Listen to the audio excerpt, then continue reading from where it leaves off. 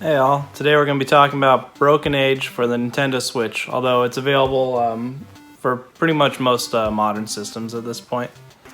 So these days I mainly play console games, but back in the 90s when I was just a kid, I played kind of equally consoles and PC games, and one of my favorite genres to play on the computer was point-and-click adventures.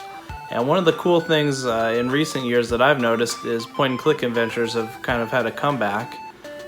They disappeared for a long time as far as I could tell. I wasn't seeing many of them come out. Now on the Switch there's quite a few of them, and what I usually like to do is I wait till something's on sale that I'm interested in. Once it's on sale I pick it up, and when I can get around to playing it I play it. So that was the case with Broken Age, and I downloaded, I think I have about 6 or 7 point-and-click adventure games on the Switch right now to play through. And while I started a couple of them, I didn't really get too deep into them. I don't know if maybe it's a type of genre you have to have a little more patience for. It's different. If you've never played a point-and-click adventure, it's referring to the fact that originally it would be with your mouse. You would go and you'd click on what you want the character to interact with. Usually it's someone to talk to or an item to investigate or pick up, and then a way to use the item. Some classic ones that I grew up on, I was a big fan of the Monkey Island series, and I was a big fan of Day of the Tentacle. That was probably the one that really hooked me. One of the earliest ones I remember playing also was Discworld. And Discworld was actually the first game I can think of where I would look things up on the internet when I was stuck, and I would try to figure out how to move forward. And back in those days it was hard to use the internet with your dial-up, and yeah, but it's kind of funny to think back because, as I'll talk about here, I had to go on my phone and figure out how to solve some of these puzzles. So let's talk Broken Age. Broken Age is Double Fine. I'm a big fan of most of their games. I really like Psychonauts. Tim Schafer's the guy behind it, and he produced a lot of these point-and-click adventures back in the day. He did like Grim Fandango. I think he was involved Day of the Tentacle and Maniac Mansion. He did a lot of stuff. So this is kind of his return to form when this came out in 2017. And for good and bad, it captures all the things that I liked and didn't like about those type of games. So let's talk about the good, because there's a lot of it here. The whole game is totally voice acted. That's always one of the most fun parts of these games is your character. You can choose your dialogue tree when you interact with other characters, and it's just fun exploring all the different dialogue paths and hearing what they have to say. And the voice acting here is well done. The art style is pretty beautiful and pretty distinct. You could get a little idea of it here, but it's definitely cartoony, but not in a typical cartoon style. It's something a little more painterly. There's no black outlines to anything. It's got kind of a almost patchwork aesthetic to it, where things feel like there's texture to them. So it's very pretty to look at. The story is kind of cool because it takes place with two teenagers that are having simultaneous stories, and you could switch between them at any time. Kind of like Day of the Tentacle, where you had the three characters you could switch between, and they were in different time periods. In this story, you don't see the connection between these two characters till about halfway through the story. So I thought that was pretty intriguing. For the first half of the game, it feels almost like you're playing two totally separate games with different settings. You don't see at all how these things could be connected. And I don't want to, I know the game's been out a couple of years, but if you haven't played it at this point, I don't want to spoil anything for you, so I'm not going to get too deep into the plot. But I'll just say that you do see how things come together, and the plot is revealed throughout as you play the game. In fact, you get a lot of plot points right near the ending of the game. So as far as gameplay, this is very very standard. You go around and pretty much your goal is to find items, figure out how to use the items to solve puzzles.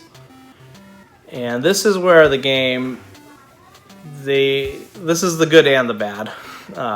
The good is when you solve something yourself and you see how things come together. Sometimes you feel pretty good about it because you're like piecing it together in your mind, and it feels you feel a little accomplished that you're able to figure it out. The bad is these kind of games have something I've heard called moon logic. And basically, you would call it moon logic because the logic doesn't make sense here on Earth, but wherever, some other place, maybe this logic makes sense. And there's definitely a little of that in this game. And then there's some pretty obtuse puzzles that they're just not obvious. There's things like, there's some robots that have to be rewired a number of times in the game, and you have to figure out how to rewire them. And figuring out how you need to set those wires is so complicated. It'd be really hard for me to imagine someone figuring it out in the first place without referring to some kind of guide. I mean, once you've done it once, and you kind of know what to look for, it helps with the other ones, but it's still pretty complicated. And there's a number of things like that. Things that, like there's one point where someone's choking, and I was pretty sure that I knew another part where there's a snake that constricts people, and based on what they had said, I was pretty sure you got to get that snake over to that guy so it constrict him and it'll pop out whatever he's choking on. But then I was trying to figure out, how do I get that snake? And I tried a number of things, and then I had to look it up, and once I looked it up, it was very simple but not intuitive.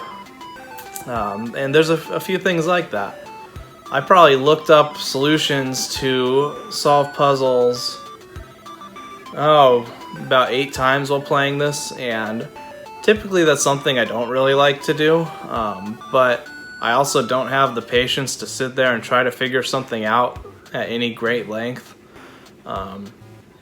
If I can't figure it out after like 10 minutes, I'm pretty much done. I'm gonna look it up, or I'm just gonna put down the game for a while, because I remember as a kid, before I knew of how to use the internet, or even when internet was hard to use, you just had to keep trying and trying different things, and honestly it was more frustrating than fun. Even if you figured out what to do, it was usually kind of based on just blind trial and error, and that's a thing that can happen here. So I would say don't hesitate to use a guide with this one, because it will make it more fun if you get stuck on certain areas, and I think you probably will get stuck. So that's the downside. As I mentioned, I thought the plot was really interesting. I really liked the settings, I liked the art style, the voice acting was great. There's a couple celebrity voices you'll probably recognize. One of the main characters is voiced by Elijah Wood. You also recognize Jack Black as one of the characters. Those were the two I caught. I think most of the rest are more known as voice actors, but they all do a good job. The humor of the game is pretty good too. There's a few times where I found myself actually laughing at some of the lines and some of the things that happen. So that kept things pretty light and kept the story moving. One thing with solving the puzzles that I did here that I haven't done in a long time that was kind of cool actually, is I was taking some pictures of screenshots and actually like writing down notes to help me solve puzzles, which is something that I haven't done in a long time. So that was kind of cool that I actually had to like make physical notes so I could solve some puzzles when I would learn something in one place and want to be able to recall it later.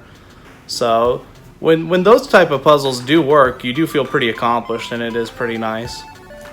it's a lot of fun. It's not a super lengthy game. I looked at my game and it was roughly what I thought it was. I beat it in about 10 hours. So it's not super expensive though. Even at base price, it's $14.99. And if you happen to get it on sale, it's even better. So it's basically a budget title. But if you enjoy point and click adventures, it's definitely one worth checking out. And it has everything you would expect from that genre. And it even adds a little more with kind of this beautiful art style. So I would recommend it. So get on out there and play it. Until next time.